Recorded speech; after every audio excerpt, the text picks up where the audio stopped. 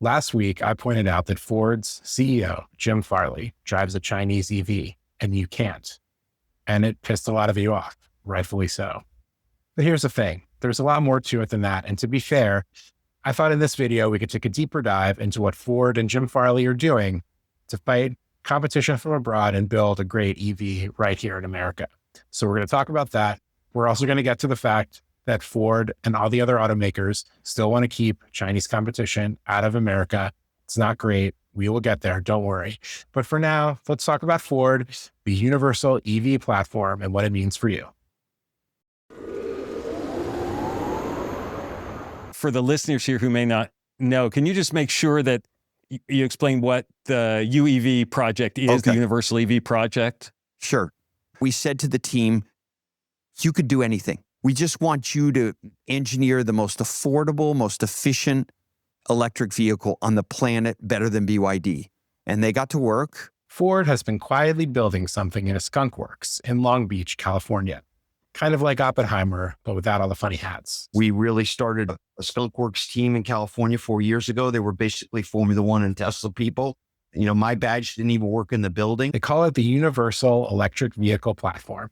And before you roll your eyes at an electric vehicle announcement from a company that's already killed off their electric truck and who knows what's happening with the Mach-E electric vehicle, let's talk a bit about what this project is and what it isn't. Every engineer on the project was assigned numerical bounties, kind of like goals for weight, drag, and cost. So for example, if they could shave 1 millimeter off the roof, that could save $130 in battery costs. Sounds pretty cool and competitive, right? The Maverick, for its current compact pickup truck, which is available as a hybrid, it's a really hot seller, has 146 structural parts in its front and rear. This new pickup truck that they're building in California apparently only has 2. As I mentioned, the first product they're building on this UEV platform is a small pickup truck, and the target price, $30,000. It's going to run on LFP batteries. That's lithium iron phosphate. It's a battery composition that's maybe a little bit safer, a little bit cheaper to produce than some of the batteries we see in a lot of electric vehicles today. And guess what? For the first time, these batteries are going to be produced solely 100% in America in a factory in Michigan. Big achievement for Ford. They're also investing $2 million into an existing Louisville plant, and that's going to save 2,200 American jobs. Great move. And through this whole process, Jim Farley, driver of Chinese EVs, keeps reaching for the same metaphor. The UEV is kind of like the Model T of the modern Ford. The Model T democratized transportation. It made the horse obsolete. And people didn't buy it just because it was cheap, affordable transportation. They bought it because it was the next big thing. That's what this UEV project needs to achieve for Ford. Now, Ford has been here before. The Mach-E was supposed to make a statement. And you know the statement it made? Kind of a middle finger to fans of the Mustang brand. But to most people cross-shopping Tesla Model Ys, not so much. And the Ford F-150 Lightning pickup, an electrified version of America's most popular vehicle, well, production on that was killed off earlier this year. So there's optimism, but there's also skepticism, right? The skepticism, it's earned. Ford's made some big mistakes. But I think I'm on board, and cautiously. And why cautiously? Well, I'll get back to that in a minute. So what do we think Jim Farley's learning from driving a Xiaomi SU7 around? It's one of the most desirable Chinese EVs of the moment. I haven't driven one, but you know who has? Tech tastemaker Marcus Brownlee. Here's what he had to say. I'm not exaggerating when I say this. This is a $42,000 car that feels like a $75,000 car if it were made here in the US. And that's the thing that's most impressive about the Xiaomi SU7. Here's my take. It's not that there's any sort of crazy bleeding edge tech in this car that's impossible to replicate. This is a car made of normal car parts, but it's the putting them all together in one car that's so impressive. There is basically no question in my mind that if a car like this was available in the US for $42,000, that it would crush, of course. That's the aspirational end of the Chinese market and technology in EVs. Now let's move a little bit down the ladder, closer to where the UEV aims to be in terms of the marketplace, around that $30,000 range. Here's the BYD Dolphin or Seagull, depending on where you buy it. In Australia, it costs about the equivalent of $28,000 US, and it's better equipped than cars costing $10,000 more in America. The MG4, what people are starting to call the Toyota Corolla of EVs in terms of its reliability and kind of bulletproofness, another Chinese EV, charges faster than a Mustang Mach-E. And the Geome, which is China's best-selling EV from 2025, it's coming to the UK and Europe this year, probably costing around 25,000 US dollars equivalent. In China, it costs only about 10,000, which is wild. Another game-changing small car with technology that's way ahead of what we've got to offer here. Almost 700,000 people watched my clip about Farley on TikTok, not because they hate EVs, but they kind of want to check out a good one. And they're kind of pissed off that they can't have it. When I talk about the fact that Chinese vehicles aren't coming into the US marketplace, this is the whole reason. How can it push car makers like Ford to do better, to bring cars to us that are affordable, efficient, feature great technology, and are just going to make us think our car buying dollar is going a long way? So can Ford do it? We'll have to wait and see. The Mach-E was a competent car. The Xiaomi SU7 was a desirable one. Those are two different things. So when Ford talks about bringing out a $30,000 pickup truck, an electric pickup truck, I don't want it just to be okay and average. Can it be special? Here in the US, where we're only 5% electric, pure electric, we used to be almost 15, but the consumer incentives went away and we found out what the natural market is. It's only about 5% of the US market, but that's still a huge market. Jim Farley in this interview thinks that the natural EV market, which means the EV market since the federal tax credits disappeared last year, is about 5%. So why would Ford be spending billions of dollars to get a piece of 5% of the US car market?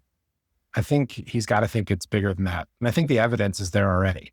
For example, this year in Q1, used EV sales are up 16%. And the median price of those used EV transactions is about $34,000, pretty close to that $30,000 target price for the UEV. So what does that say? That's where the market is going. That's where there's real desire for value in the electric vehicle market. And that's certainly more interesting than a 5% market share of vehicles that average $54,000 when you're talking about new EVs. The market is ready. The demand is real. The question is, can Ford get there in time? And is $30,000 even ambitious enough considering what I just showed you, or considering what else is coming? Even if cars don't come in from China, there's still lots of other competition in this marketplace that's coming to bear in the US. And that's even with manufacturers deciding not to send affordable models here, because we've seemed to have changed our tune about electric vehicles in this country under this current administration. But here's what we know. Kia is sending the EV3 to America, and it's going to start around $35,000. Kind of looks like a tiny version of its very popular EV9 SUV. And that's really exciting.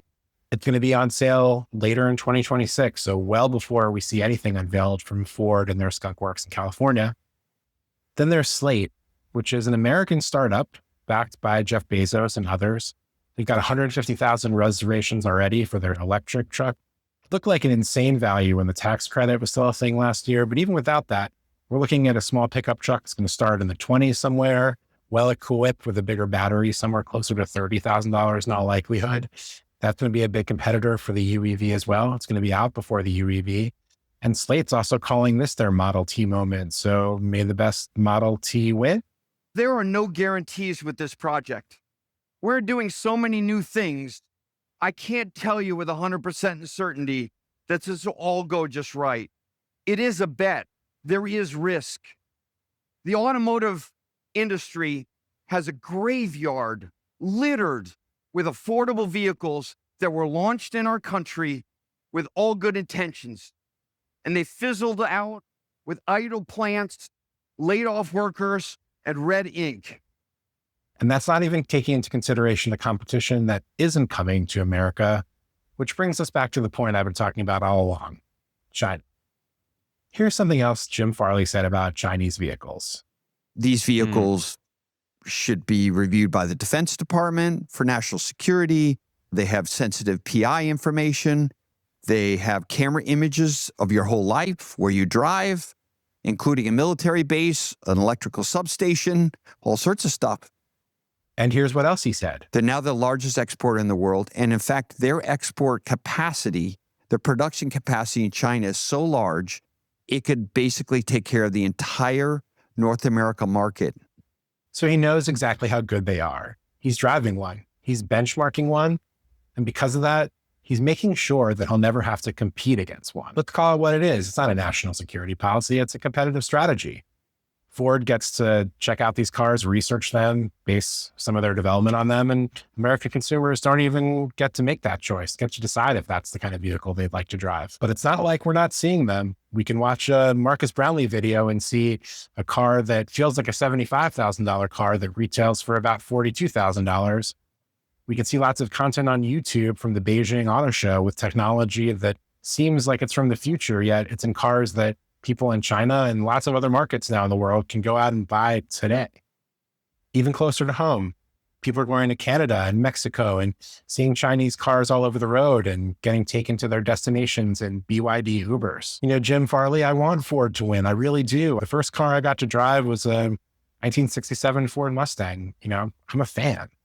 The engineering and ideas behind the UEV sound amazing and exciting, especially when a lot of other American manufacturers seem to be getting cold feet about electrification. But you don't get to study the competition, keep it off the field, and then tell Americans what you built is just as good. That's not confidence. That's a rigged game. Look, we might not ever see Chinese cars in this country. That movement has bipartisan support. So maybe this argument is all for naught. But I hope that Jim Farley and Ford can build something that makes us forget that these Chinese cars aren't coming to America, or for that matter, cars from any country that's building exciting high-tech vehicles that push the boundaries of what's capable in terms of efficiency, affordability, and technology. But in the event that we never see them, Godspeed, Jim Farley, Godspeed. If you're shopping for an EV right now, that's what Lane Keep is for. Link is in the description of the video if you'd love our help in helping you find the next efficient vehicle for your driveway. And if you like this video, please feel free to subscribe and like. We'd love your support. Thanks for watching and keep your eyes on the road.